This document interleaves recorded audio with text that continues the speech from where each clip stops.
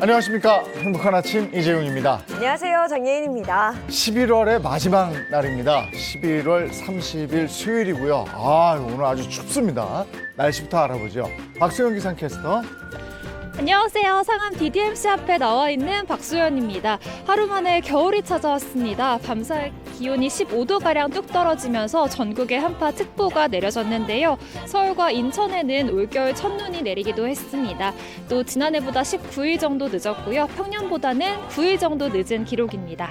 네, 박수영 기자캐스터 이렇게 보는 것만으로도 너무 추워 보이는데요. 오늘 날씨 어떤지 자세히 전해주세요. 네, 오늘 나오실 때는 추위 대비를 단단히 하셔야겠습니다. 두꺼운 패딩이 무색하지 않을 정도로 매서운 추위가 이어지고 있는데요. 오늘 바람도 강하게 불어서 체감온도는 영하 10도 안팎까지 떨어지겠습니다. 급격한 기온 변화에 건강관리 잘 해주셔야겠습니다.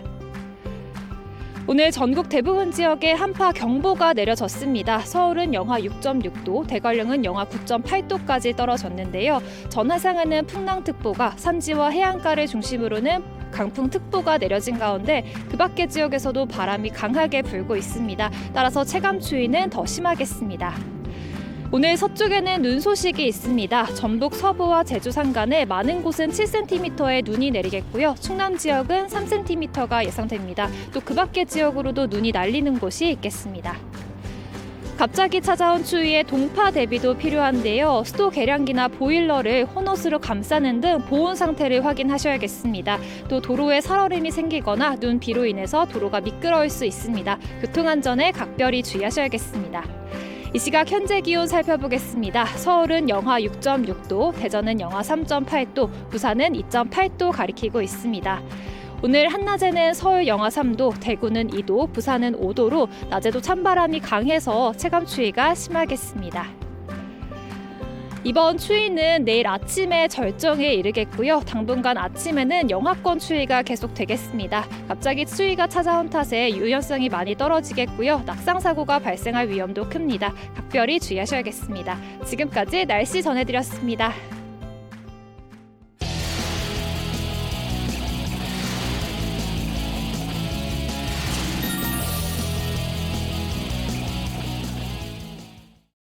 화제 이슈를 발빠르게 전해드리는 모닝 브리핑 시간입니다. 김성환 시사평론가와 함께합니다. 어서 오세요. 네, 안녕하세요. 첫 번째 이슈부터 전해주시죠. 네, 첫 번째 이슈는 내년 유통기한 대신 소비기한 변경입니다. 우유 같은 신선식품을 사시거나 아니면 통조림이나 소시지 같은 가공식품을 사실 때 유통기한 확인하시는 분들 굉장히 많으시죠. 네. 유통기한 지날 때가 됐다고 생각하면은 아무래도 구입을 망설이게 되는데요. 이 유통기한이 38년 만에 역사 속으로 사라지고요. 그 대신에 소비기한이 도입되게 됩니다. 식약처가 이 같은 내용의 식품 등의 표시 광고에 관한 법률 개정이 이뤄져서 이 개정안이 내년 1월 1일부터 시행된다 이렇게 밝혔습니다. 지금까지 사용된 건 유통기한인데 이제 소비기한으로 표기가 된다는 거잖아요. 그렇게 하는 이유는 뭘까요? 유통기한이 다 된 식품 이렇게 딱 발견을 하시면은 이거 먹어야 되나 봐야 되나 그렇죠. 안 사야 먹게 되나 말아요. 그렇죠. 네. 고민을 하게 되거든요.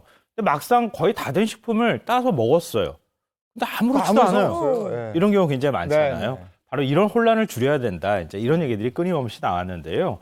유통기한은 식품의 품질이 변하는 시점을 기준으로 했을 때요. 보통 한 60에서 70% 기간으로 설정을 하게 됩니다. 그러니까 유통기한이 지났다고 해서 곧바로 식품이 상했다 이렇게 볼 수가 없다는 것이죠. 네, 그러니까 이런 유통기한이 지난 식품을 그대로 식품 폐기물로 버리는 것도 상당히 아까운 일이 될 수도 있는 겁니다. 그래서 소비기한으로 정하게 되면은 말 그대로 소비해도 되는 기간이다, 거의 다 됐다 이렇게 이해하시면 될 것 같거든요. 식품이 변질되기 한 80에서 90% 정도 전 기간으로 설정을 하게 되는데요. 그러면 이런 문제점들을 보완할 수 있지 않겠느냐라고 하는 사회적 여론이 그동안에도 있어 왔습니다. 그래서 이제 법률 개정이 이루어지게 됐고 내년 1월 1일부터 이제 본격적으로 시행에 들어가게 되는 겁니다. 그러면 유통기한이 소비기한으로 바뀌면 얼마나 더 오래 먹을 수 있는 거예요? 바로 이 부분 때문에 소비기한으로 정하는 걸 그동안에 망설여 왔던 건데요. 이게 그렇게 간단한 일은 아닙니다. 왜냐하면은 기업이 입장에서 보면은 유통기한을 최대한 길게 늘리는 게 좋잖아요. 네, 그렇죠. 그러니까 소비기한을 설정한다 하더라도 소비기한을 마음대로 설정할 수도 없는 거 아니겠습니까? 그러니까 기업 입장에선 실험을 다 해서 이 정도까지 반복 실험을 한 다음에 정부가 거기에 대해서 어느 정도 인증을 해주는 그런 기간이 필요하기 때문에 네. 비용이 많이 들어요. 연구하는데. 그리고 정부 입장에서도 관리를 해야 되는 어려움이 있었거든요. 근데 그런 부분들을 보완하기 위해서 사실은 여러 가지 실험들이 진행돼 왔는데요. 그 중에 하나가 한국 소비자원에서 실험했던 거라고 볼 수 있습니다. 예를 들면요, 우유를 실험해 봤더니 보통 한 열흘 정도, 2주 정도 지나면은 상한다 이렇게 생각하시잖아요. 네. 실제로는 50일까지 섭취를 해도 별 문제가 없는 걸로 나타났다고 합니다. 대장균 수치를 확인해 보니까 대장균 수치가 그렇게 늘어나거나 이런 현상들이 나타나지 않았다는 거예요. 또 예를 들면 소비기한으로 바꾸게 되면은 식빵은 유통기한보다 20일 정도, 그리고 두부는 90일 정도가 늘어난다 그래요. 그래요? 소비할 수 있는 기간이. 네. 참치캔은요, 유통기한이 5년에서 한 7년 정도 보통은 되거든요. 그런데 소비기한으로 설정하게 되니까 한 10년 정도 더 늘어나는 효과가 나타난다고 합니다. 네. 그러니까 참치캔 같은 경우에 사실은 유통기한을 거의 확인하지 않아도 되는 정도다. 그러네. 이렇게 생각할 수가 있는데요. 그런데 우유 같은 경우에는 아까 제가 50일까지 섭취해도 괜찮다 이렇게 네. 말씀드렸잖아요. 근데 이게 냉장을 철저하게 보관한다고 하는 기준으로 따지게 그렇죠. 되는 거예요. 네. 그리고 살균하는 방식에 따라서도 네. 또 유통기한이 달라질 수 있거든요. 네. 그래서 우유의 경우에는 이번에 제도 도입에서 빠집니다. 그래서 2026년부터 우유의 경우에는 도입하겠다 이렇게 밝혔습니다. 네, 그럼 이렇게 소비기한으로 변경을 하게 될 경우 어떤 긍정적인 효과를 노려볼 수 있을까요? 아까 식품 폐기물 늘어난다고 말씀드렸잖아요. 식품 폐기물이 줄어드는 효과가 나타납니다. 그러니까 식약처에 따르면은 연간 한 548만 톤 정도가 식품 처리 비용에 식품으로 그냥 버려지게 된다는 거예요. 유통기한이 지났다고 해서 여기에 따르는 사회적 비용이 1조 5천억 원이 넘습니다. 그리고 또 탄소 배출 문제도 요즘에 심각하잖아요. 왜냐하면은 음식물을 처리하는 과정에서 아무래도 탄소가 발생할 수밖에 네. 없잖아요. 그러니까 그런 부분에 있어서 또 장점이 있는데요. 다만 소비기한으로 바뀌게 되면은 앞서 제가 우유의 경우를 사례로 들면서 냉장 보관의 필요성을 말씀드렸는데 철저하게 냉장 보관을 해야 할 필요가 있다는 겁니다. 그러니까 냉장 보관 온도에 대한 기준을 강화한다거나 또 사후 관리를 강화하는 이런 점들을 좀 보완할 필요가 있겠다. 그런 면에서는 사회적 논란이 일어날 수 있기 때문에 정부 차원의 노력도 좀 필요할 것 같습니다. 적혀 있는 수치가 중요한 건 유통기한 때도 마찬가지고 그건 아니었어요. 왜냐하면 보관을 잘해야, 그럼요. 그리고 유통 네. 단계에서 변질이 안 돼야 이게 그 기간까지 가는 건데, 소비기한으로 정하면 그 기간이 길어지는 만큼 그렇게 유통 단계에서의 보관 이거 철저히 좀 해야 될 것 같습니다. 이걸로 장난치면 또 안 될 것 같고요.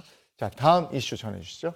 네, 다음 이슈는 교권 침해 학생부 기재 추진입니다. 얼마 전이었던가요? 교사가 있는데 학생이 교단이 있는데 누워서 막 이렇게 네. 기억나요. 굉장히 파문이 컸잖아요. 네. 교권 침해 행위가 굉장히 많아졌다. 이거 어떻게 하면 좋겠느냐 이런 얘기가 나왔었는데요. 정부가 앞으로 교권 침해 행위가 발생했을 경우에 그 사실을 학교 생활 기록부에 기재하는 방안을 추진하겠다 이렇게 밝혔습니다. 또 학생의 징계 수위를 결정하는 학교 교권 보호위원회가 열리기 전에 학교 봉사나 출석 정지 등의 조치를 우선 취할 수 있도록 한다는 건데요. 일종의 교사하고 학생을 분리 조치할 수 있도록 하는 이런 방안도 추진하겠다고 밝혔습니다. 어제 교육부가 이런 내용을 담은 교육활동 침해 예방 및 대응 강화 방안 시안을 공개했고요. 앞으로 의견 수렴 절차를 거치겠다고 밝혔습니다. 네, 앞서 9월에 발표한 초안에서는 생활기록부 기재를 검토하겠다 이렇게 했는데 좀 바뀌었어요, 그렇죠? 당초 신중한 태도를 보였었어요. 왜냐하면 이게 학생부에 기재한다는 게 굉장히 예민한 문제잖아요. 학생들도 예민하고 학부모도 예민하게 받아들일 수밖에 없는데요. 그런데 여론을 살펴보니까 그렇게 부정적이지만은 않다. 이렇게 판단을 했다고 하는 건데요. 교권단체나 학부모들을 대상으로 조사를 해봤더니 학생부 기재를 바라는 의견도 꽤 있기 때문에 한 번쯤 검토해 볼 만하다 이렇게 판단을 한 것으로 보입니다. 그럼 이번 학생부 기재 방안에 대한 교육계의 반응은 어떻습니까? 일단 교육부가 조사를 해봤더니요. 학부모 990여 명을 대상으로 조사를 했는데 교권 침해 행위가 있었을 때 학생부 기재에 찬성한다는 의견이 응답이 37%였고요. 사안의 경중을 고려해서 기재한다. 일단 기재하는 것에는 36%가 찬성을 했고요. 두 번째 발생부터 기재한다. 이런 의견이 18%였습니다. 학생부 기재에 반대한다는 응답이 6%에 그쳤다고 하는 건데요. 물론 이제 여러 가지 조건이 붙어 있기는 하지만 무조건 안 된다 이렇게 보는 의견은 상대적으로 적었다는 겁니다. 그러니까 한 번쯤 검토하고 추진해 볼 만하다 이렇게 교육당국이 판단을 했다고 하는 건데요. 다만 교원단체들의 의견은 좀 엇갈립니다. 왜냐하면 한국교원단체 총연합회는 환영하는 입장을 밝혔거든요. 예방적 차원에서 학생들한테 경각심을 주는 효과가 있을 것이다 이렇게 얘기를 했고요. 또 학생이 반성하는 모습을 보이면 학생부에 일단 기재를 했다가 삭제할 수도 있지 않겠느냐. 그러면은 아무래도 학생 입장에서 교권 침해 행위를 하지 않으려고 노력하지 않겠느냐 이제 이런 입장을 밝혔습니다. 그렇지만 전국 교직원 노동조합은 굉장히 부정적인 입장을 밝히고 있는데요. 왜냐하면 교육 목적을 달성하는 데 있어서도 좀 부정적이고 그리고 부작용만 초래할 것이다 이런 입장을 밝혔습니다. 왜냐하면 생기부가 대학 진학을 좌우하는 상황에서 학생이 만약에 교권 침해 행위를 했다고 해서 생기부에 기록을 하게 될 경우에는 교사를 상대로 학생이 소송을 거는 일이 발생할 수 있다는 거예요. 교사가 이런 점들을 만약에 우려한다고 하면은 애초부터 생활기록부에 교권 침해 행위를 기재하려고 하지 않으려고 할 것이다. 그런 부작용이 나타날 수 있기 때문에 오히려 교권 침해 행위에 대한 일종의 이제 학생들의 교육이나 계도 활동 같은 것들을 더 강화하는 이런 방안들이 낫지 않겠느냐 이런 반응을 보이고 있습니다. 애초에 학생에 의한 교권 침해라니요. 이게 말이 되는 얘기입니까? 네. 학생이 선생님의 가르치는 그 행위 자체를 무시한다? 네. 선생님, 야 이건 이것도 아재라고 그러겠지만 예전에는 있을 수가 없는 일입니다. 상상도 못할 일이었죠. 네. 자, 다음 이슈 전해주시죠. 네, 세 번째 이슈는 한국인 61세부터 적자 인생입니다. 우리나라 국민은 27세부터 34년 동안 흑자 인생을 산 뒤에요. 61세부터 소비가 소득보다 많은 적자 상태에 빠진다라고 하는 조사 결과가 나왔습니다. 통계청이 이런 내용을 담은 2020년 국민 이전 개정을 발표를 했는데요. 국민 이전 개정, 용어는 조금 어려운데요. 연령대별로 소득 이전이나 아니면 소비, 소득 수준 등을 집계를 해서 세대 간 정부 재정이 어떻게 재분배되는지, 되어야 하는지 이런 것들을 살펴보는 지표라고 생각하시면 될 것 같습니다. 네, 100세 시대라는 말을 참 많이 하잖아요. 네. 100세 시대를 살고 있는데 61세부터 적자 인생이다. 이게 구체적으로 무슨 뜻인지 좀 궁금하네요. 근데 100세 인생이라고 말씀하시니까 굉장히 제가 당혹스러워지는데요. 요즘 61세부터 적자 인생을 살게 되면은 그 40년 동안 그러니까요. 이거 어떡하지? 겁이 갑자기 덜컥 나버리는데요. 그러니까 1인당 생애 주기를 살펴보니까요. 우리나라 국민은 크게 세 단계를 거친다라고 하는 겁니다. 그러니까 첫 번째 단계는 아무래도 태어나고 난 다음에 26세까지 기간인데요. 아마 많은 분들이 아실 거예요. 태어나고 난 다음부터 어느 정도 연령대까지는 당연히 부모의 손이 필요하지 않겠습니까? 네. 그러니까 부모로부터 계속 돈을 받았어야 되는 상황이 된다는 거예요. 학교도 다녀야죠. 그리고 또 취업 준비도 해야 하니까요. 이 기간 중에는 계속 적자 인생을 살 수밖에 없는데요. 특히 학생인 나이인 16세의 경우에는 3,370만 원을 소비하는 것으로 나타났습니다. 부모의 허리가 휘겠죠. 이때까지는. 그리고 2단계의 경우에는 아무래도 취업하고 난 다음이 되겠죠. 취업하고 난 다음인 28세부터 쭉 이제 40대까지 기간들, 50대까지 살게 되는데요. 최대 소비가 좀 상대적으로 적고 소득이 가장 많은 나이는 43살이었다고 합니다. 3,711만 원을 벌고 1,985만 원을 소비를 해서 최대 흑자 인생을 사는 그런 기간이라고 볼 수 있고요. 마지막으로 제가 말씀드렸던 것처럼 61세부터 아무래도 소비가 더 늘어나는, 그러니까 소득보다 소비가 더 큰 인생을 살게 되는데요. 그러니까 이때부터 계속 나이가 올라갈수록 소비가 늘어나게 되는데요. 85세에 적자 금액이 2천만 원에 달한다고 합니다. 그렇군요. 그러면 계속 이제 우리가 일해야 되는 나이도 늘어나고, 근데 일을 해도 계속 적자로 살아가야 된다 이런 얘기예요. 그 기간 동안 그러면 그 돈을 어떻게 할 거야? 이런 걱정을 어떻게 메워요, 이거? 할 수밖에 없는데요. 유년층과 노년층에서 발생한 적자 부분은 공공 부문이나 아니면은 민간 부분의 소득 이전이나 자산 이전을 통해서 메우는 것으로 나타났습니다. 예를 들면은 정부가 세금을 걷어들이잖아요. 노년층으로부터 걷어들인 한 세금이 160조 원 정도가 되는데요. 이 중에 78조는 유년층에 배분을 하고 83조 원은 다시 노년층에 배분을 한다고 합니다. 그리고 민간 이전 부분과 관련해서는요. 가족 부양 등을 위해서 노년 연령층에서 한 90조 원 정도가 유출이 돼서 유년층에 한 64조 원 정도, 그리고 노년층에 23조 원 정도가 이전이 되는 것으로 나타났습니다. 그러니까 우리 사회는 우리가 알지 못하는 사이에 누구로부터 빚을 지고 서로 간에 돕고 도와주는 관계에 있다. 네. 이렇게 이해하시면 될 것 같습니다. 네. 그리고 저희가 앞서 이야기를 나눴던 부분이죠. 그 소비 기한과 관련해서 우유류가 2026년이라고 말씀을 드렸는데 그 부분은 2031년으로 정정해 드립니다. 앞으로 정말 많은 부분들이 네. 달라지지 않을까라는 생각이 들고요. 자, 오늘 모닝 브리핑은 여기까지 하도록 하겠습니다. 김성환 시사평론가 고맙습니다. 네, 고맙습니다.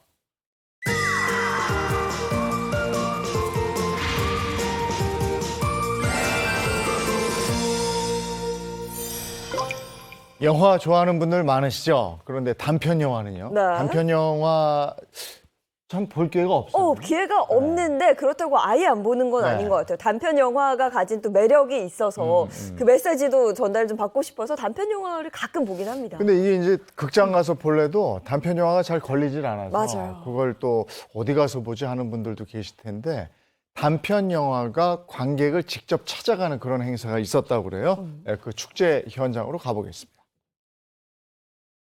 이곳은 언제나 활력과 개성이 넘치는 거리 홍대. 부쩍 추워진 날씨에도 젊음의 열기가 가득한데요. 이곳에서 특별한 영화제가 열리고 있다고 합니다. 관객들에게는 단편 영화를 관람할 수 있는 기회를 주고 독립영화인들에겐 꿈을 실현할 수 있는 장이 되는 행복한 현장. 그 현장 속으로 들어가 보시죠. 오늘은 대단한 단편 영화제가 개막하는 날. 행사가 시작되기 전부터 준비가 한창인데요. 아니 어떤 영화길래 이렇게 열심히 준비를 하고 있는 걸까요?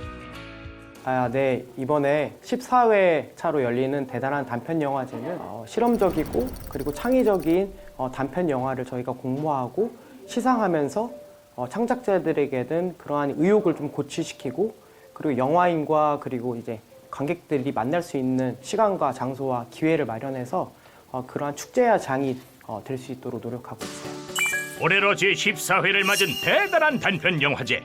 한 기업의 지원을 통해 2007년부터 국내의 단편 영화들을 관객들에게 소개하고 있었는데요.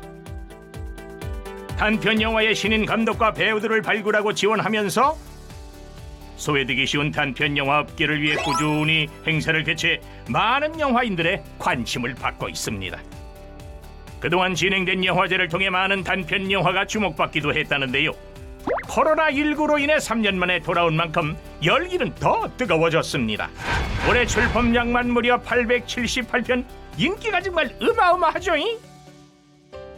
많은 영화인들이 기다려온 축제인 만큼 개막식 전 구석구석 꼼꼼한 체크는 필수입니다. 좀 더 완벽한 개막식을 개최하기 위해 미리 리허설도 진행되는데요. 직접 시범까지 보여가면서 출연자들의 동선을 체크합니다. 이렇게 많은 이들이 한마음 한뜻으로 최선을 다해 영화제를 준비합니다. 영화제를 즐기러 온 사람들이 하나둘 입장하는데요. 단편 영화를 사랑하는 많은 분들이 한자리에 모였습니다. 3년 만에 열리는 영화제인 만큼 오늘 오신 관객들의 기대와 설렘은 2배. 과연 반응은 어떨까요? 영화제가 개최하게 됐는데 또 상영하게 되어서 또 되게 기대가 되고 설레는 마음이 가득한 것 같습니다. 대란 단편영화제를 통해서 많은 단편들을 접할 수 있는 기회였는데 다시 돌아오게 돼서 너무 반갑고 다른 단편들을 볼 수 있는 기회가 다시 열려서 너무나도 행복합니다. 객석의 관객들이 점점 들어서고 어느새 행사장 안이 가득 찼는데요. 설레는 마음으로 개막식을 기다립니다. 제14회 대단한 단편영화제 개막을 선언합니다. 드디어 개막식 시작! 사회를 맡은 배우 민도희 씨. 대단한 단편 영화제에 저 또한 함께 할 수 있게 되어서 진심으로 영광입니다. 어떤 작품들이 엄선되어 관객들을 만나게 될지 설레고 기대되는 것은 저뿐만이 아닐 것 같은데요. 제가 간략하게 프로그램을 소개하겠습니다. 먼저 단편 경쟁 섹션입니다. 단편 경쟁 부문은 20분 미만의 단편 영화 25편이 선정됐는데요. 주로 주위에 있을 법한 일상을 소재로 한 작품들이 많았습니다. 심사는 배우, 감독, 기자를 대표하는 분들로 구성됐는데요. 여기 계신 감독님과 기자님과 함께 잘 얘기 나누면서 좋은 작품, 여러분들의 하나하나 정성이 모든 세상에 잘 펼쳐지는 그런 도움이 되는 자리가 될 수 있게 열심히 노력하겠습니다. 그러니까 격차가 되게 안 크기 때문에 이게 어떤 거를 뭐 금관, 음관 뭐 이렇게 할지 되게 고민되는 심사가 될 것 같아서 그러니까 좀 힘들 것 같기도 하지만 좋은 작품을 잘 올려주신 예심 심사위원들한테 경의 말씀을 전하고요. 박수와 함께 시작되는 개막작 상영.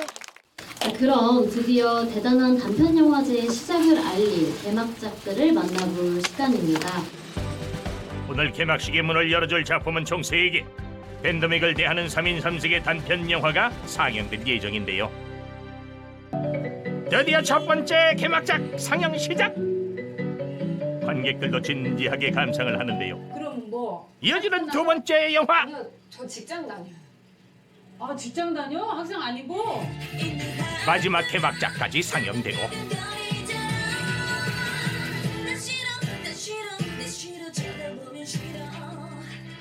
영화가 끝나자 터지는 박수! 저희 영화가 사실 좀 플랫폼, 그런 유튜브나 이런 데 좀 가까운 그런 폼이라 생각했는데 영화제도 이렇게 상영이 된다는 게 저희는 너무 소중한 기회고 대단한 영화제가 좀 저희한테 그런 벽을 약간 허물어주는 계기가 됐던 것 같아요. 네, 저 같은 사람들한테는 이런 단편 영화제가 있다는 것이 큰 용기이고 또 다른 꿈을 꾸어갈 수 있는 큰 자양분이 된다고 생각합니다. 그래서 이렇게 어려운 시기에도 이런 귀한 자리 만들어주신 상상마당 대단한 단편 영화제 관계자 여러분들에게 진심으로 감사드린다는 말씀 드리고 싶습니다. 네, 이렇게 뜻깊은 영화제에 제가 이렇게 직접 참여를 할 수 있게 되어서 정말 진심으로 영광스럽게 생각하고 기쁘게 생각을 하고요. 또 이렇게 좋은 영화제가 개최를 하면서 관객들과 이 독립영화가 만날 수 있게끔 이어주는 기업들도 정말 큰 일을 하고 있지 않나라는 생각을 했어요. 그래서 앞으로도 더 잘 되길 저 또한 응원을 드리고 싶은 마음이고요.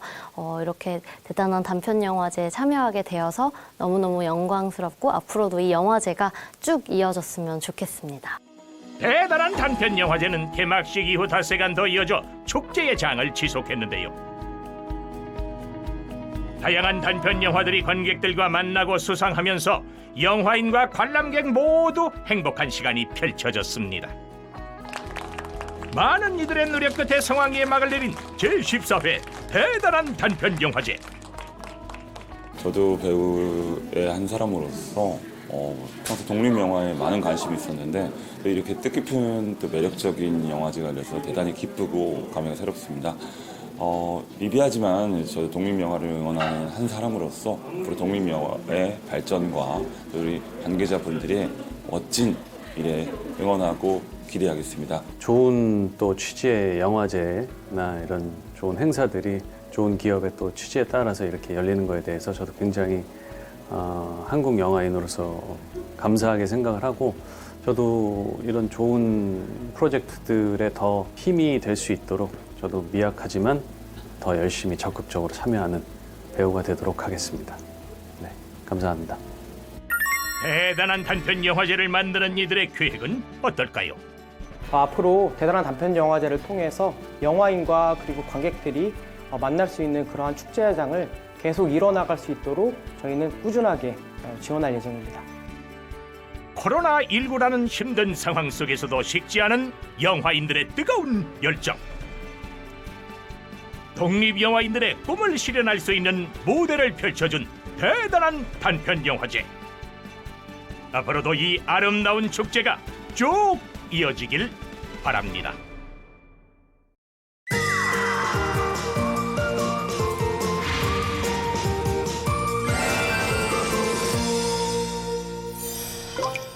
11월의 마지막 수요일, 매달 마지막 수요일은 문화가 있는 날입니다. 오늘 한 주간의 영화 박스 오피스 준비해놨습니다. 네, 오늘도 반가운 세 분과 함께합니다. 인사 먼저 부탁드릴게요. 안녕하세요. 연예계 팩트 사냥꾼 홍정선입니다. 안녕하세요. 자칭 특종 여신 미남 전문 기자 최정아입니다. 안녕하세요. 연예 리포터 홍규입니다. 네, 반갑습니다. 자, 이번 주 극장가를 뜨겁게 달구고 있는 박스오피스 순위부터 살펴보겠습니다. 네, 가장 먼저 5위입니다. 스트레인지 월드고요. 4위는 동감, 3위 블랙팬서 와칸다 포에버, 2위는 데시벨, 대망의 1위는 울펜입니다. 야, 오늘 갑자기 추워져서 몸이 움츠러드는데 극장가에도 칼바람이 불고 있다면서요? 맞습니다. 지금 박스오피스 보면 1위에서 5위까지 순위는 영화 재미있는 순, 맞는 것 같아 네. 싶어요. 그런데 중요한 건 그 말하자면 파이라고 하죠. 관객 수 자체가 확 줄어든 상황에서 1, 2, 3, 4, 5 이렇게 순위를 다투고 있다는 그런 아쉬움이 있는 건데 사실 이제 코로나19 그 거리두기 해제되면서 뭔가 극장가에 훈풍이 부는 것 같았습니다. 그런데 좀 관람료가 그 사이에 인상됐다 보니까 지금 관객들이 웬만하면 보는 게 아니라 정말 보다가 가끔 한 번만 움직여서 영화를 보는 그런 상황이 사실 이어지고 있어요. 그래서 아니 지금 이 블랙팬서 정도면 이렇게 하고 막 기대를 했는데 이런 기대했던 영화 자체의 흥행도 좀 기대 이하고 이런 상황이 이어지다 보니까 좀 장기 침체가 이어지고 있는 게 사실이거든요. 근데 생각해보면 이 범죄도시 2 이런 범죄도시 영화 1000만 넘은 영화들이 사실 팬데믹 이후에 이루어진 그런 영화 1000만이었어요. 그런 거 생각해보면 이번 겨울에도 불가능한 건 없다. 또 학생들도 방학 이제 맞잖아요. 그러다 보니까 제발 극장가의 훈풍이 일기를 제가 두 손 모아 기도하고 있습니다. 네, 개봉 예정작들이 다가오는 12월 극장가를 풍성하게 채워줬으면 하는 바람이 있는데요. 홍규 씨, 오늘 준비한 영화는 그럼 어떤 영화들이에요? 네, 영화 소재만으로도 관객의 공감대를 자연스럽게 형성하고 생동감을 주는 영화 3편을 준비해봤습니다. 오늘 소개해드릴 영화는 실존했던 인물들을 바탕으로 한 영화입니다. 네, 첫 번째 영화부터 소개해 주시죠. 실존했던 인물들을 바탕으로 한 영화 첫 번째 영화는 지난해 김대건 신부의 탄생 200주년과 유네스코 선정 세계기념 인물 선정을 기념하기 위해 제작된 영화 탄생입니다. 호기심 많은 조선 청년이 한국 최초의 신부로 순교하기까지 근대의 역사를 개척한 김대건 신부의 꿈과 도전을 담아냈습니다.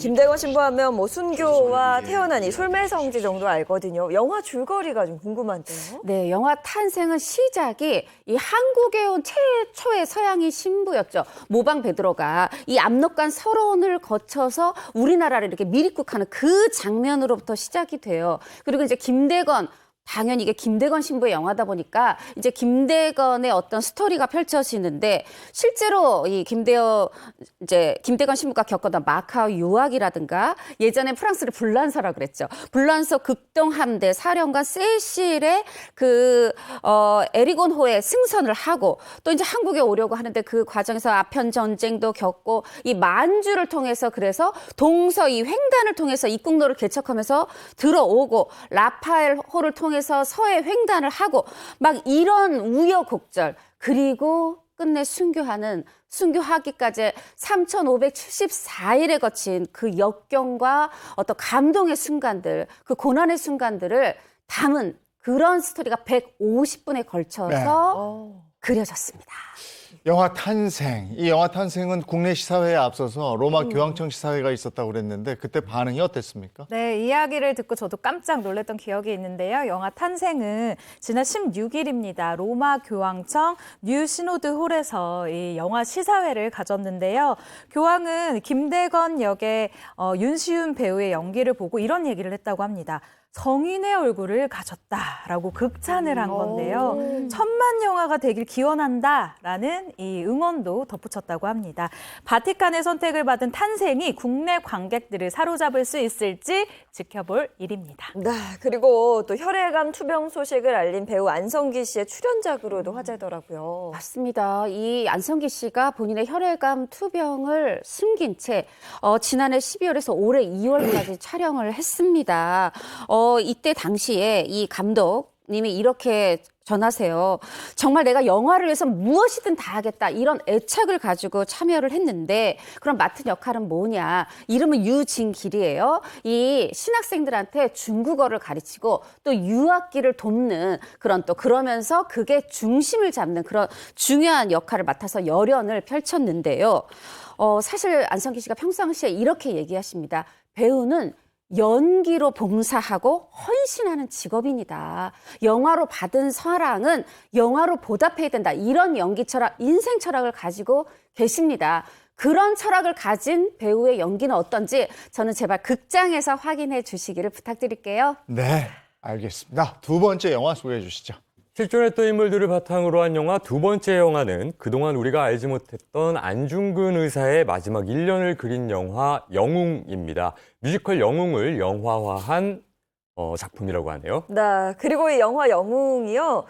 한국 최초로 쌍천만 해운대와 국제시장이었죠. 히트시킨 윤재균 감독의 8년 만에 나온 작품입니다. 원작 뮤지컬과 영화 어떤 차이가 있는지 궁금한데요. 제가 사실 이 뮤지컬을 무려 4번이나 봤어요. 오. 그 정도로 사실 이 원작 뮤지컬의 내용도 굉장히 탄탄하고요. 무엇보다 음악이 굉장히 귀에 착착 감기는 이런 음악이거든요. 영화로 만들어졌을 때 무엇이 달라졌을까요? 윤재균 감독은 절반의 새로움과 절반의 익숙함을 택했다라고 밝혔습니다.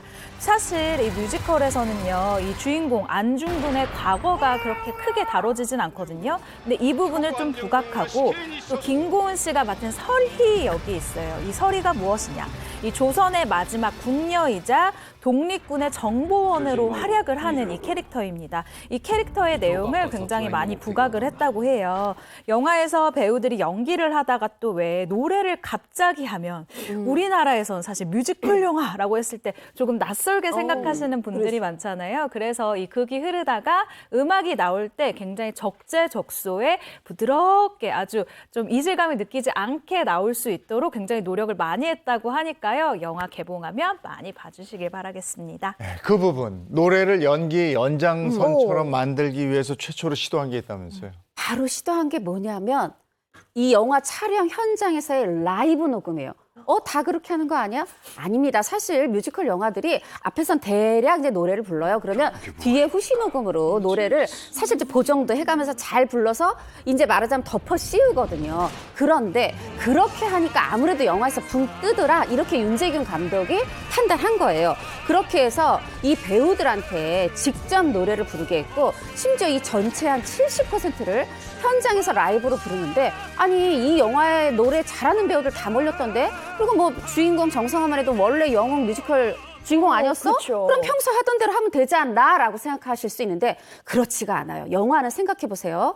NG가 나지 않아도 앞에서 한번 부르고 옆에서 한번 부르고 계속해서 몇 테이크를 가기 때문에 한 곡을 한 10번 이상 불러야 된대요. 그런데 그게 잘 자연스럽게 이어지려면 이 카메라가 또 깊숙이 들어오잖아요. 이 표정 하나, 음정 하나가 늘 똑같아야 되는 거예요. 그래서 이 배우들이 노래를 잘하는데도 3개월 이상 다시 보컬 트레이닝을 받았고 이렇게 해가지고 정말 제대로 만들었다. 이 윤재균 감독이 정말 가슴에 진한 여운과 감동을 느끼실 수 있을 것이다. 제가 부산영화제에서 만났는데 자신하더라고요. 네. 애썼네. 그러니까. 썼습니다. 절반의 새로움과 절반의 익숙함을 택했다고 표현했는데 영화 영웅 기대하겠습니다. 자, 이어서 세 번째 영화는 어떤 영화죠? 실존했던 인물들을 바탕으로 한 영화 마지막 영화는 매일같이 고국당을 그리워했던 덕혜옹주의 삶을 다룬 영화 덕혜옹주입니다. 네, 극중 덕혜옹주로 열연한 배우 손예진 씨. 이 작품의 완성도를 위해서 사비로 10억 원을 투자했다는 얘기를 들었습니다. 제가 여기에 대한 비하인드를 좀 준비를 해봤는데요. 사실 이 덕혜옹주 같은 경우에는 제작비 버짓이 굉장히 큰 영화예요. 무려 100억 원이나 들어간 영화입니다. 그런데 이 제작 당시에 크라우드 펀딩을 해서 이 일반 대중들에게도 좀 투자를 받는 형식을 취했었던 거예요. 그런데 목표 금액의 11%인 5,530만 원밖에 안 모였던 겁니다. 전국에서 딱 60 35명이 이 펀딩에 참여를 했는데요. 결국 이 펀딩 자체가 무산이 됐어요. 그런데 돈은 아무래도 상업 영화다 보니까 들어갈 곳이 굉장히 많은 거예요. 이 촬영하다가 중간에 이 이야기를 들은 손예진 씨가 그러면 후반 작업할 때 이 돈을 좀 쓰시라라면서 투자의 명목으로 10억 원을 내게 됩니다. 그래서 촬영을 무사히 마쳤다고 하는데요.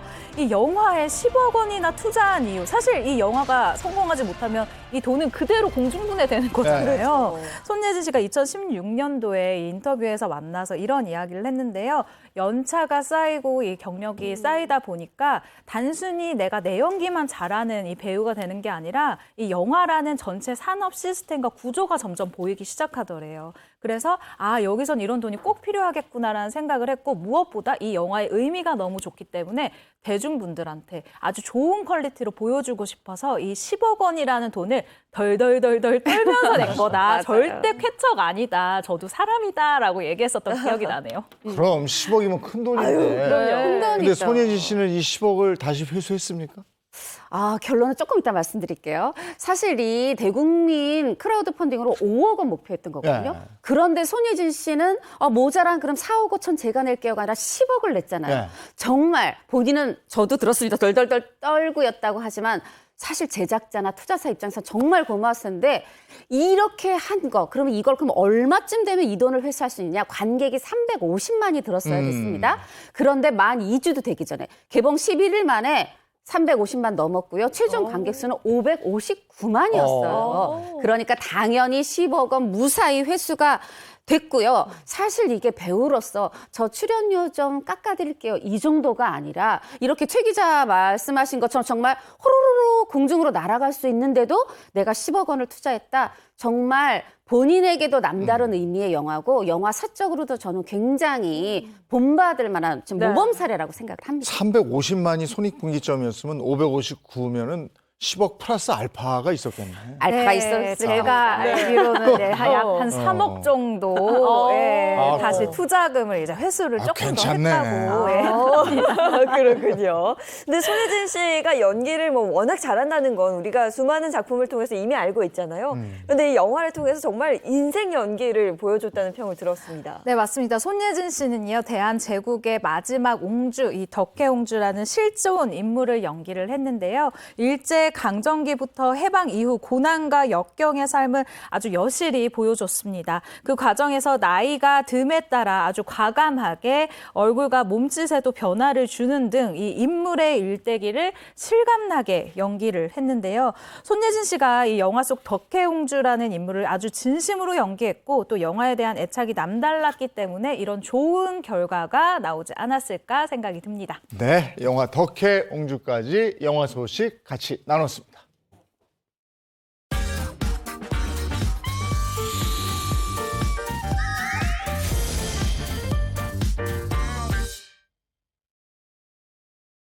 이번에는 대한민국 대표 연예인들이 걸어온 길을 되돌아보는 스타 주민 시간입니다. 네, 홍규 씨 오늘 주제는 뭐예요?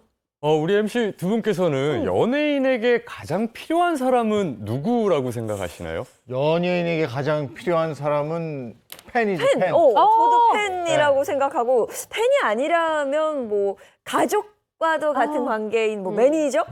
네. 매니저. 항상 같이 다니니까. 역시 예인 씨가 눈치가 굉장히 빠르십니다. 바로 스타와 함께 24시간을 보내며 뗄래야 뗄 수 없는 바늘과 실과 같은 존재죠. 그 매니저인데 아무래도 이 두 미녀 기자님께서는 취재를 하다 보면 이 매니저들을 굉장히 접촉할 일이 많으실 것 같은데 그럼 두 기자님께서는 인상 깊었던 매니저가 혹시 있었나요?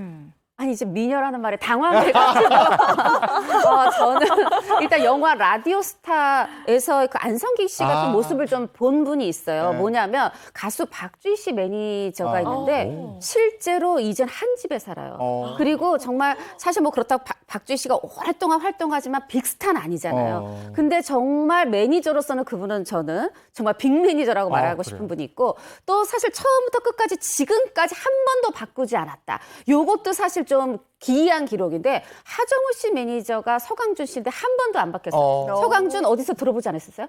배우 서강준. 이름이죠. 그 서강준의 이름이 바로 이 서강준에서 온 겁니다. 그래요. 방금 홍 기자님이 말씀해주신 실제 사례처럼 매니저와 스타들은 동고동락하면서 정말 울고 웃는 그런 관계라고 하는데요. 그런데 매니저 때문에 곤란한 상황에 처한 스타들도 있다고 합니다. 그래서 준비해봤습니다. 오늘 스타 주민 주제는요. 매니저 때문에 울고 웃는 스타들입니다. 네, 뭐 스타와 거의 모든 걸 함께 하잖아요. 네. 매니저들의 이야기도 궁금합니다. 예, 매니저 때문에 울고 웃는 스타들 이제 시작해 보겠습니다. 매니저 때문에 울고 웃는 스타들 첫 번째 스타는 제가 노래 힌트로 살짝 알려드리겠습니다. 누나 내 여자니까. 이거는 뭐 바로 알죠. 그렇죠. 알죠, 뭐 알죠. 힌트가 아니라 바로 압니다. 가수 겸 배우인 이승기 씨 최근에 뭐 매니저 소속사와 관련해서 네, 네. 뭐 얘기가 좀 나오고 있어요. 힌트가 너무 쉬웠죠? 스타 주민 첫 번째 스타는 바로 가수 겸 배우 이승기 씨입니다. 예.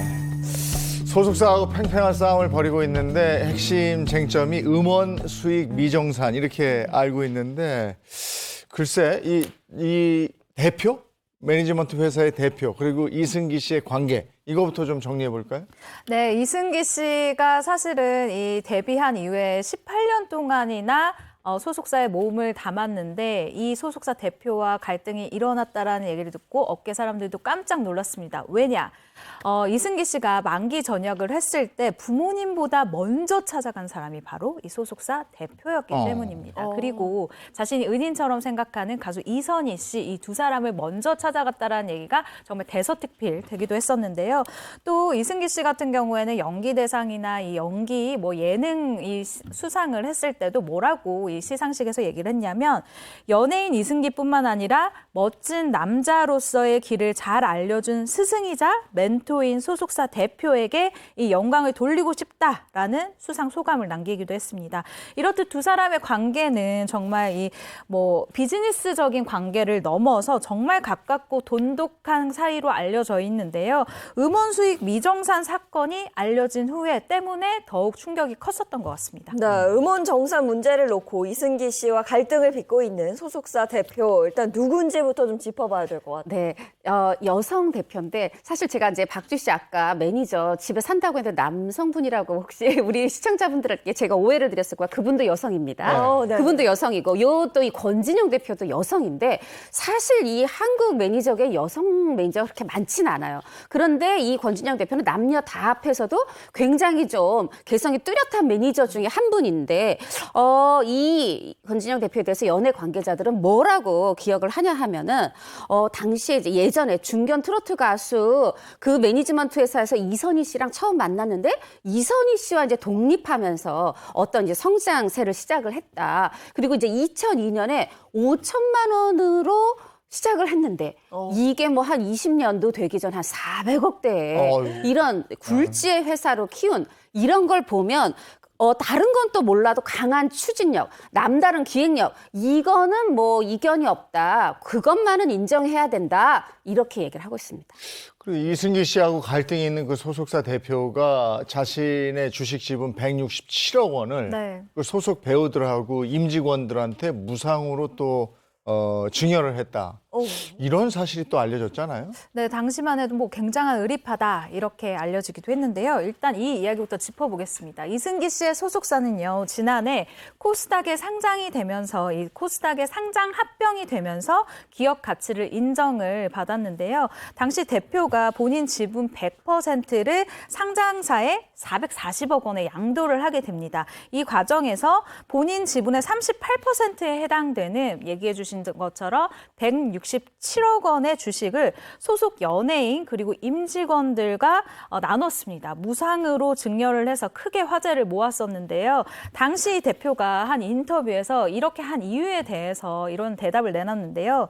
처음에 일을 시작할 때 주위 분들의 도움을 많이 받았다. 제가 나름 성공한 자리에 서기까지 저만 잘해서 되는 게 아니라고 생각을 한다. 그렇기 때문에 힘들 때나 즐거울 때나 우리 모두 동고동락한 직원들을 생각하면서 진짜 내 가족이라고 생각하고 우리 가족 모두가 행복하길 바라는 마음으로 무상 증여를 결정했다. 라고 인터뷰까지 한 바가 있습니다. 직원들과 소속 연예인을 확실히 가족으로 여긴다 이렇게 들리긴 하는데 근데 사실 뭐 정은 정이고 정사는 정산이거든요. 지난 18년간 이승기 씨는 데뷔곡 내 여자라니까를 비롯해 총 137곡을 발표했지만 음원 수익으로 정산을 받은 건 0원이라고 알려졌습니다. 한 매체가 공개한 음원 정산 내역서에 따르면 2009년 10월부터 2022년 9월까지 이승기 씨가 벌어들인 음원 수익은 약 96억 원이라고 하는데요. 이마저도 초기 5년의 정산 자료가 누락이 돼서 아마 이것을 감안하면은 100억 원이 넘을 수도 있다는 이야기들이 나오고 있습니다. 네. 소속사도 여기에 대해서 입장을 밝혔을 거 아니에요? 지난 21일에 이제 지금으로 보면 1차 이제 입장 발표를 했어요. 그때는 이제 한 번으로 끝내고 싶었겠지만 당시에 뭐라고 얘기했냐면 사실관계 확인을 위한 어떤 정리 단계고 이게 또 앞으로 법정까지 갈 문제이기 때문에 입장 표명을 자제하겠다 이렇게 얘기를 하면서 이제 법적으로 뭔가 이 책임을 져라 한다면 회피하지 않고 다 책임지겠다 이런 입장 발표를 했어요. 그런데 이것에 대해서 뭐 기자뿐 아니라 대중분들도 시민분들도 좀 석연치 않아 했어요. 왜냐하면 지금 대중이 제일 궁금해하는 건 그래서 음원료를 정산을 해줬다는 거야? 해주지 않았다는 거야. 요건데 해줬다, 해주지 않았다? 이게 없어요. 그리고 아니 법적 책임을 만약에 그런 명령이 나오면 다 지겠다? 아니 누구나 법에서 이렇게 하라고 하면 누구나 책임을 피할 수 없는 당연한 거다 하면서 말하자면 좀 알맹이가 없는 입장 발표 아니냐 이런 반응이 처음에 있었습니다. 네, 이승기 씨는 제가 돌아봐도 뭐 데뷔하자마자 스타가 됐기 때문에 음원 수익 정산을 받지 못했다 이것도 굉장한 의문인데 이승기 씨는 그럼 언제 이 같은 사실을 알게 된 거예요? 네, 말씀처럼 이승기 씨 같은 경우에는 데뷔한 그 해에 신인상을 휩쓸 정도로 굉장히 음원 파워가 있는 가수였죠. 이승기 씨 측 이 법률 대리인에 따르면 연예 활동 및 정산과 관련하여서는 소속사를 전적으로 믿고 따랐다. 그동안 소속사 측에서 음원료에 대해서 어떠한 언급조차 하지 않았기 때문에 음원료 수익이 발생하고 있는지조차 알지를 못했다라고 주장을 하고 있는 상황입니다. 그런데 그렇다면 이승기 씨가 도대체 나 음원 수익 나는구나 라는 걸 어떻게 알았을까요? 소속사 한 직원분의 실수로부터 시작이 되는데요. 한 소속사 직원분이 문자를 다른 직원분한테 보내야 되는 걸 이승기 씨한테 잘못 보낸 거예요. 근데 여기 내용 중에 응원료 수익 발생이 있다라는 사실이 명확히 드러나는 부분이었습니다. 그래서 이승기 씨가 동료 연예인한테 저 이제 수익료 나나 봐요. 저 이제 드디어 음원 수익이 나는 가수가 됐나 봐요. 라고 했더니 이 가수가 굉장히 의아해하면서 야, 내가 받는 돈이 얼만데 네가 돈을 못 받는다는 게 말이 돼? 라고 하면서 알아보라 라고 얘기를 한 거예요. 이때부터 이승기 씨가 여러 차례 소속사에 정산을 요구합니다. 이제 투명하게 얘기를 해달라라고 했지만 이 돌아오는 얘기가 아니 너 드리는 돈보다 나가는 돈이 훨씬 많다. 홍보비가 얼마나 나가는 줄 알아? 라고 하면서 너는 마이너스 가수야 라고 얘기를 했다는 거예요. 그래서 이 사항이 도저히 원만하게 해결이 되지 않자 이 17일이죠. 내용 증명을 발송했다라는 사실이 알려지게 됩니다. 그러면 이런 과정이 꽤 오랫동안 지속이 됐을 텐데 그 이승기 씨의 스승 그리고 데뷔를 시켜준 가수 이선희 씨 이거를 어떻게 이 사안에 대해서 어떤 얘기를 했나요?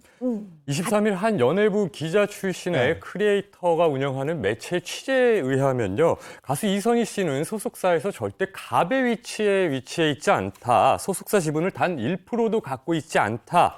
이선희는 그냥 소속 연예인에 불과했다. 라고 주장을 했는데요. 한마디로 이선희 씨는 이승기 씨의 이런 음원 수익 정산 사태에 대해서 전혀 인지를 못했던 것 같습니다. 네, 아직 이선희 씨가 뭐 이렇다 입장을 밝히지는 않은 것 같은데 알고 보니 이선희 씨가 뭐 회사 내부 임원이었다 이런 얘기도 들리던데요. 네, 지난 20일 한 매체가 보도를 했는데 이제 사실 권 대표와 이선희 씨가 만난 건 1998년이에요. 그리고 이승기 씨가 이제 이선희 씨에서 이제 영입된 게 2002년이고 요때 현재 그 이름의 회사 이제 소속사가 설립이 된 겁니다. 그리고 이제 데뷔는 2004년에 이승기 씨가 했죠. 근데 이제 2002년에 요 설립이 되고 2006년 미국 유학을 갈 때까지 일단 이선희 씨가 이사였고 또 2006년부터 2010년은 유학을 가요. 근데 돌아와서 다시 또 2010년부터 18년까지는 또 이사였어요. 그래서 앞에 6년, 뒤에 8년을 합해보면 14년이나 사내 이사였는데 정말 몰랐던 건가요? 하면서 이제 이 의문을 제기하는 보도가 있었습니다. 그리고 또 이선희 씨가 소속사하고 특수관계였다는 게 드러났다면서요. 네, 맞습니다. 이선희 씨가 정말 불똥을 제대로 맡고 있다라고 표현을 해야 될 것 같은데요. 이승기 씨 소속사가 앞서 말씀드린 것처럼 지난해 코스닥 상장사인 한 회사에 합병이 되면서 기업 가치를 입증했고 이 과정에서 167억 원의 이 주식을 소속 연예인들에게 이제 무상으로 증여를 했다라고 말씀드렸잖아요. 이 과정에서 양도 비율이 달랐기 때문에 언론에서 주목을 하고 있습니다. 이선희 씨 같은 경우에는 이 소속 연예인들 중에 가장 많은 금액인 26억 원을 그리고 이승기 씨와 이서진 씨가 각각 15억 원을 양도를 받았다라고 알려져 있는데요. 물론 이선희 씨 같은 경우에는 이 소속사가 처음 생겼을 때 가장 오래 이 소속이 되어 있었던 연예인이기도 하고 또 상징성이 있잖아요. 이 상징성이 있기 때문에 가장 많은 이 비율을 받았다라고 할 수도 있지만 사실 회사 매출을 또 꾸준히 그리고 이 계속해서 건물을 살 수 있는데 도움을 준 것은 또 이승기 씨란 말이죠. 근데 이 이승기 씨가 이서진 씨와 같은 15억 원을 받았다. 이 부분에서 물론 내부 사정이 어떠한지 자세히 알 수는 없지만 대중들이 느끼기에는 이건 좀 불합리한 게 아닌가라는 이야기들이 나오게 되는 거죠. 네, 논란이 계속되고 있는 가운데 소속사가 다시 한번 입장문을 냈죠. 네, 25일 소속사 측은 이승기에게 한 번도 음원 수익을 정산해주지 않았다는 건 사실이 아니다. 이승기와 지난해 그동안 음원 정산 내역을 쌍방 확인해 금전적 채권 채무 관계를 정산했고 이를 확인하는 합의서까지 작성했다라고 주장했습니다. 네, 지금 여기서 보면은 뭔가 정산해줬다 이렇게 들리고 음원료 정산 이렇게 조금 이제 오해하실 수도 있잖아요. 근데 분명히 정산이라고 했지만 자세히 들어보면 음영료라는 말이 없었거든요. 바로 이 부분을 이승기 씨 측 법률 대리인이 명확히 했습니다. 뭐냐면은 음원 정산은 정말 단 한 번도 받은 적이 없고 오히려 이 음원으로 수익이 발생하고 있다는 사실을 고의로 이승기 씨에게 숨겼다는 겁니다. 그리고 심지어 음원이 아니라 전체 이승기 씨가 뭐 드라마도 출연하고 영화도 출연하고 막 콘서트도 하잖아요. 전체 매출 내역 자체를 2018년에야 받았는데 그때부터 받은 거 어디에도 음원료, 음원 수익 이런 거는 없다. 이렇게 선명히 밝히면서 다시 한번 너는 마이너스 가수다라는 이 가스라이팅 그렇게 믿게 하는 이 부분에 대해서 유감을 표한다 이렇게 아쉬움을 전했습니다. 그게 명세서가 있는 거거든요. 네. 명세서에 뭐 얼마 해서 뭐 떼고 해서 얼마 맞아요. 이렇게 돼 있는 건데 거기에 그게 없었다. 그러면 2021년에 작성한 합의서는 뭐예요, 이건? 이 소속사에 투자한 부동산 투자금 47억 원에 관한 것이라고 합니다. 2011년경 소속사가요, 이승기 씨에게 제안을 하나 하는데 이게 뭐냐? 우리 건물 투자를 한번 해볼래? 라고 제안을 한 겁니다. 근데 이 과정에서요, 이 건물을 사려면 뭐가 필요할까요? 일단 건물 취득세 그리고 등록세를 내야 되잖아요. 근데 이 부분은 소속사가 내고 매입가랑 이 부동산 수수료 등은 정확히 반반을 나누자라고 제안을 했다고 합니다. 결국 이승기 씨가 대출을 받았어요. 19억 원의 대출을 받아서 총 47억 2,500만 원을 빌려줬는데요. 이승기 씨가 빌려준 돈으로 이 소속사는 94억 5천만 원의 이 청담동 빌딩을 매입을 하게 이르릅니다. 네, 이렇게 갈등이 점점 커지고 확산되면서 채권 채무 관계에 대한 얘기도 나오고 있는데 이에 대해서 소속사 측의 입장은 어떤가요? 네, 소속사 측은 건물 반반 투자설은 사실이 아니다.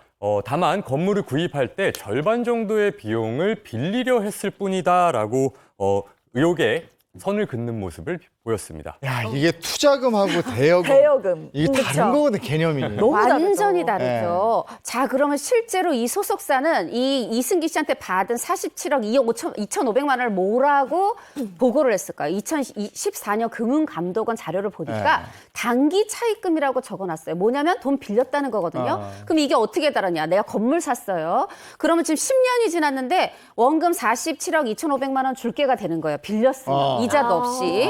그런데 이게 투자금이었으면 그동안 건물가 올랐으면 그 오른 것도 나눠야 되는 거잖아요. 그렇죠. 이게 너무 다르다 보니까 이게 7년이 지나서 지난해 2021년에 사실 이때 이제 소속사와 이승기 씨의 계약이 만료가 됐어요. 그래서 재계약을 못 하나 막 이런 분위기가 있었는데 그때 이제 요 문제가 불거졌고 결국은 요거 그러면 투자한 걸로 하기로 하고 합의서를 썼었다는 거죠. 그러니까 이게 단기 차입금으로 처리가 됐다. 이 부분만 놓고 보자면 이건 투자가 아니라 그냥 대여금 빌린 것이다. 이렇게 소속사 측은 얘기를 했다는 거죠. 네, 맞습니다. 한마디로 이 이승기 씨는 나 10년 넘게 건물 투자라고 생각을 하면서 살았는데 정작 문서에는 소속사가 해당 건물을 살 수 있도록 돈을 그냥 빌려준 셈이 된 거예요.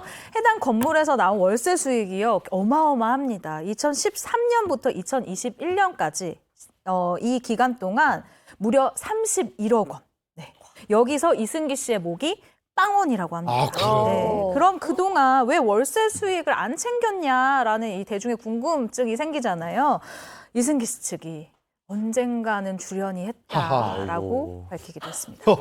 이승기 씨가 참 야, 이걸 아니에요? 언젠가는 이거 가만히 있으니까 안 좋구나. 네, 아까 정말 좋은 말씀하셨는데 정은 정이고 정사는 정사입니다. 야. 지금 한쪽은 돈을 못 받았다고 하고 한쪽은 아니 그래도 안 주진 않았는데라고 좀 모호하게 얘기하고 있는데 이거는 분명하게 투명하게 서로 공개하고 줄 건 주고 하면 정도 지켜줄 수 있다. 네. 그 생각이 드네요. 아니, 지금 얘기를 쭉 들어보니까 뭔지 느낌이 오는데, 뭐 방송이니까. 네, 아무쪼록 네. 하루빨리 진실이 좀 밝혀지기를 바랍니다.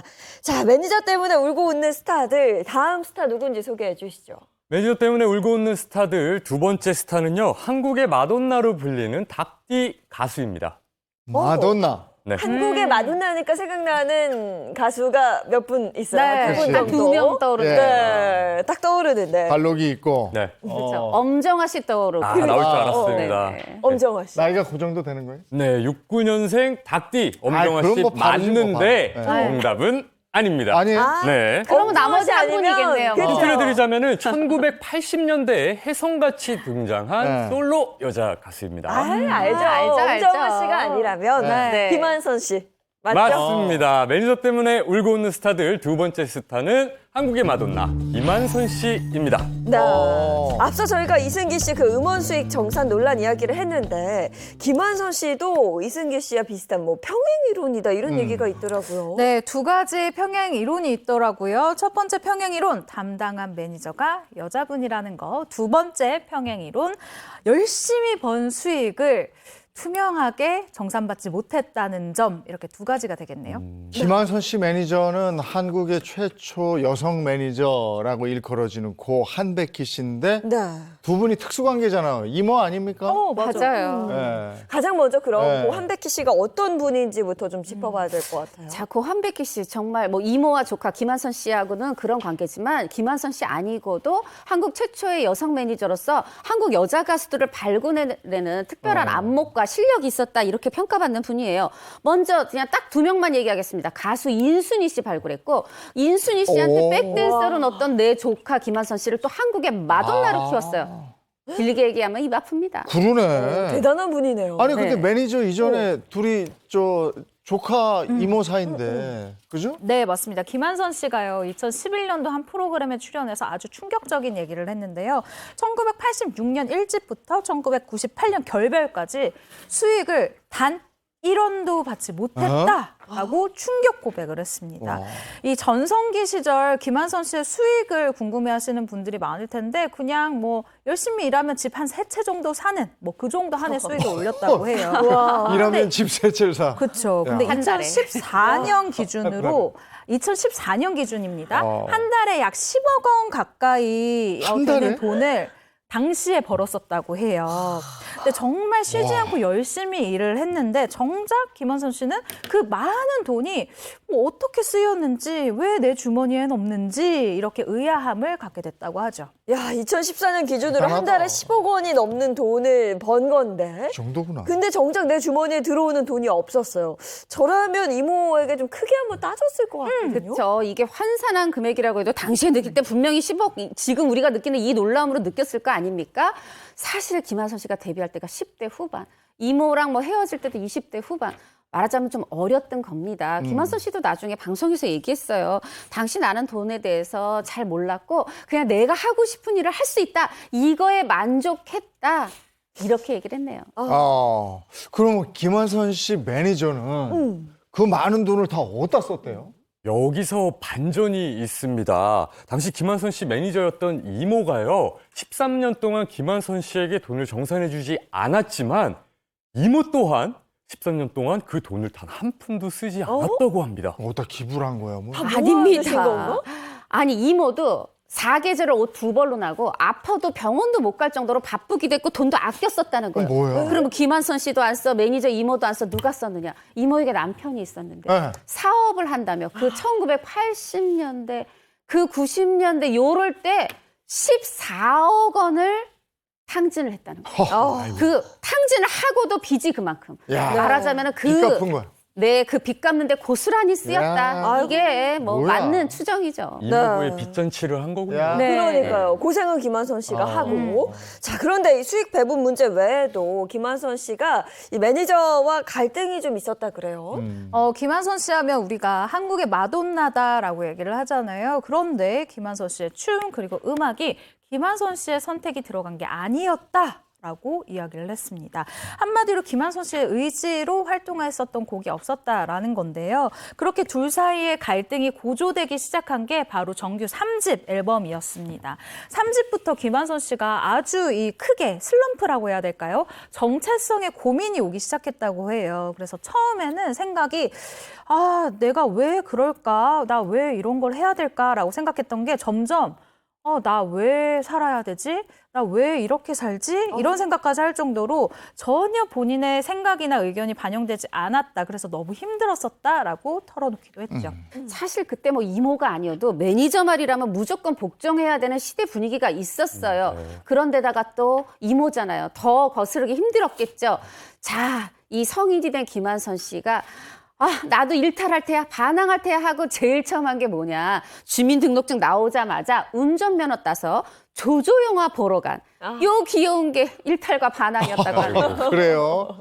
음악, 춤, 의상 뭐 하나 자기 마음대로 할 수가 없었는데 몸매 관리도 자기 마음대로 할 수 없었단 말이에요. 그렇습니다. 164에 45kg인 이 김한선 씨 데뷔한 지 36년이 지났지만 지금은 몸무게가 딱 1kg가 늘은 46kg이라고 합니다. 저랑 몸무게 차이가 거의 초등학생 한 명 정도가 있는 그 정도인데요.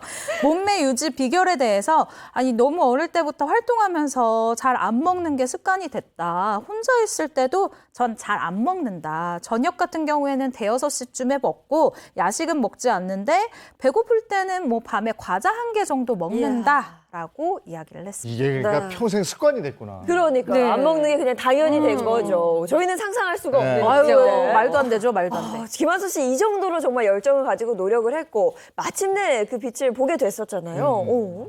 1990년에 발표된 5집에 수록된 세 곡이 연이어 히트를 기록하면서 대한민국 여자 솔로 가수로는 최초로 단일 앨범 발매 100만 장을 돌파라는 명예와 함께 가수 김한선 씨의 인생의 최고의 전성기를 만들어줬다고 합니다. 그런데 이런 김한선 씨에게 슬럼프가 찾아오잖아요. 그렇죠. 내 색깔과 내 음악을 담은 게 100만 장까지 돌파를 해? 그러면 웃기만 해야 될 것 같은데 슬럼프가 왔습니다. 바로 이 이모가 돌아가신 거예요. 사실 이제 예전에 대만에 활동하러 갔을 때 한 번 은퇴설이 있었고 요때 또 2007년에 또 한 번 은퇴설이 나와요. 사실은 이게 여성 잡지 보도였는데 사실은 그때 이렇게 인터뷰를 했다는 거예요. 이모와 함께 13년, 이모 없이 8년. 근데 이제 이모가 없는 시점에 내 인생을 좀 돌아보고 인생 산막을 시작해야 되겠다 이렇게 얘기했는데 아예 이제 가수 생활 안 한다. 이제 은퇴설이 됐던 건데 사실 또 이게 보도가 완전히 억측 보도가 안 된 상황이 된 게 하와이를 갔더니 김한선 씨는 인생을 되돌아보는 게 아니라 계속 이모 생각만 하염없이 났다고 하네요. 아이고 그렇군요. 자, 매니저 때문에 울고 웃는 스타들. 다음 스타 소개해 주시죠. 매니저 때문에 울고 웃는 스타들 두 번째 스타는 매니저와의 환상 케미로 제2의 전성기를 맞이해 연예 대상까지 거머쥔 여자 개그맨입니다. 네, 대상까지 탔다는 건 뭐 그야말로 이 개그 쪽에서는 방송인으로는 뭐 최고의 자리에 올랐다는 거잖아요. 네. 딱 떠오르는 분이 또 계시거든요. 네, 그쵸? 개그맨 김숙 씨, 박나래 씨, 박경림 씨, 이영자 씨 등이 여자로서는 연예 대상을 수상한 개그맨들입니다. 네. 1990년대 대표 개그맨. 체중이 좀 나가시고. 그렇죠. 맛있게 드시고. 지금 4명 그쵸? 말한 분 중에 네. 90년대부터 스타였던 분은 그분이죠. 어라이! 네, 그렇죠. 눈치 안 채신 분 안 계시면 오라이! 세 번째 스타는 바로 개그맨 이영자 씨입니다. 네. 네, 아유, 대한민국에서 이영자 씨 모르는 분 없을 거예요. 근데 매니저 덕에 또 숨겨진 매력이 공개된 것 같은데 두 분이 어떻게 처음 만나게 됐는지도 궁금합니다. 자, 이영자 씨 모르는 사람 없지만 이 매니저 이름이 송성호 실장이라는 것까지는 국민의 반은 알고 반은 못 알고 얼굴은 다 아실 겁니다. 어떻게 만났냐면 그 사이에 김지선 씨 매니저가 있어요. 김지선 씨 매니저랑 이 송성호 실장이랑 두 분이 굉장히 친한 친구예요. 근데 이 송 실장을 매니저계로 끌어준 분이 바로 김지선 씨 매니저인데 이렇게 있다 보니까 이영자 씨 매니저가 이제 회사를 그만둘 분위기예요. 그래서 매일매일 어차피 연락하고 친하던 친구에게 너 우리 회사로 와 하면서 연결해줬고 그렇게 해서 이영자와 송성호 스타와 매니저로 만났습니다. 그런데 처음부터 두 사람이 찰떡 케미를 발휘한 건 아니라면서요? 네, 맞습니다. 지금은 정말 찰떡캠이에요. 제가 아는 매니저분들 중에 그 사석에서도 농담으로 자기 연예인 그 까지 않는, 그 욕하지 않는 몇 명의 매니저분들이 있는데 이분이 바로 그분입니다. 사실 이 김지선 씨 매니저가 이 김지선 씨 매니저분이 두 사람을 소개를 할 때 지금의 이영자 씨 매니저에게 이영자 씨라고 이야기를 얘기하지 않았어요. 송성호 실장님한테는 이영자 씨 한번 맡아볼래? 라고 얘기하지 않았고 또 대한민국 그냥 최고의 분이다. 그냥 한번 너 만나봐라. 라고 자연스럽게 자리를 만들어줬다는 거예요. 그래서 만나는 당일에 네가 만나보고 이분을 할지 안 할지 결정을 해봐라. 라고 했다고 하고요. 또 이영자 씨 역시도 이 처음에는 김지선 씨 매니저와 일을 하는 줄 알고 그 자리에 나갔는데 지금의 송성호 실장을 소개를 해줬다라는 거예요. 그래서 처음에 이 두 사람이 이 사람이야? 라면서 약간 삐걱거리는 이런 관계로 만나게 된 거죠. 그런데 당연히 처음에는 이 마음의 문을 열지 않았다고 합니다. 매니저분들이 또 워낙 이 이직률이 또 높지 않습니까? 그래서 마음을 처음에 열지 못했다고 하는데 이내 두 사람이 정말 이 특급 케미를 발휘를 하면서 2018년 연예대상에서 대상을 받는 저력을 만들게 되죠. 네, 정말 2018년은 이영자 씨의 해였다 이렇게 얘기해도 과언이 아닐 텐데 특히 그 M본부에서 대상을 받을 때 매니저에게 공을 돌리는 그런 모습이 있었잖아요. 아니 수상 소감 얘기하는데 매니저 얘기가 자꾸 안 나오는 거예요. 언제 나와? 설마 안 해? 이영자 씨가 얘기합니다. 정말 너무 고맙고 귀해서 감사 인사를 맨 뒤로 돌렸다.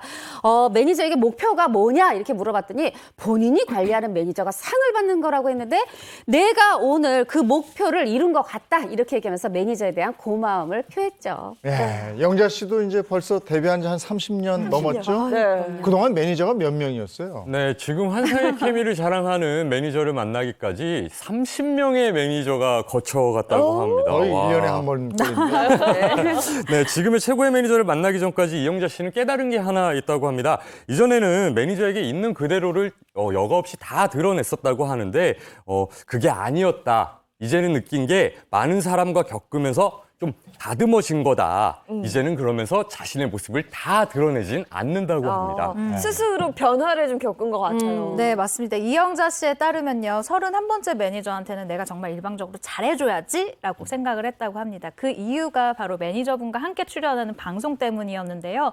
연예인이 뒤에서 앉아있다 보면 매니저가 앞에서 어떤 표정으로 운전을 하고 있는지 우리는 알 수가 없잖아요. 그런데 이 방송을 통해서 매니저가 계속 내 눈치를 보고 있고 내가 하는 말을 계속 귀 기울이고 있고 그리고 막 내가 좋아하는 음악을 틀어주려고 준비를 하고 있고 이 과정을 알게 되니까 나 이 사람한테 잘해야 되겠다라는 생각이 더욱 많이 들었다라고 합니다. 그래서 이 운전을 할 때도 내가 뭔가 나 이거 해줘, 나 저거 해줘라고 요구하기보다는 내가 저 사람의 마음을 많이 맞춰줘야 되겠다라는 깨달음을 얻게 됐다고 하네요. 그러니까 영자 씨 때문에 고속도로 휴게소에서 소떡소떡은 꼭 먹어. 아유, 꼭 먹게 됐습니다. 맞아요. 매니저 때문에 울고 웃는 스타들 여기까지입니다. 고맙습니다. 고맙습니다. 감사합니다.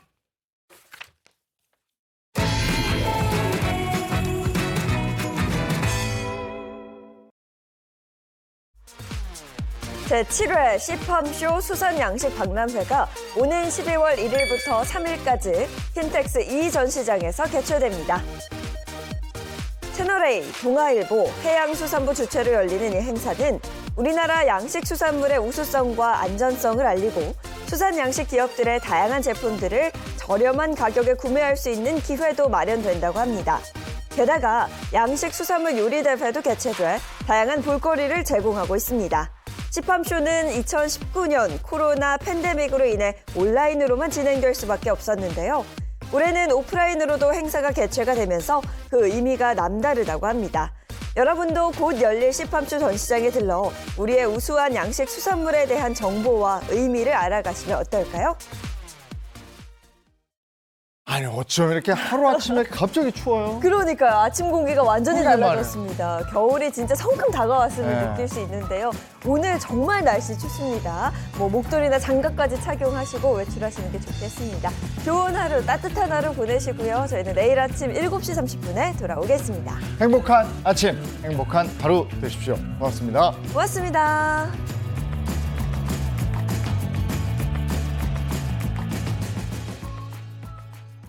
채널 A